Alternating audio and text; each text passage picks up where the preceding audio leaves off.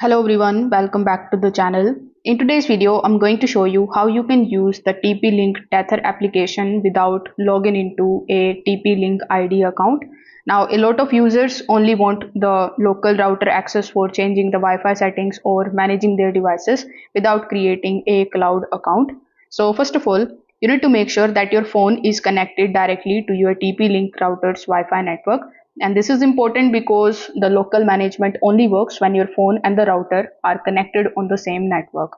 Now, once you have done that, you need to simply open the TP-Link application on your phone. Now, when you open it for the very first time, you are going to see a bunch of different types of login options. Like you can sign in with the help of your TP-Link ID, and you will also see the option of later or skip.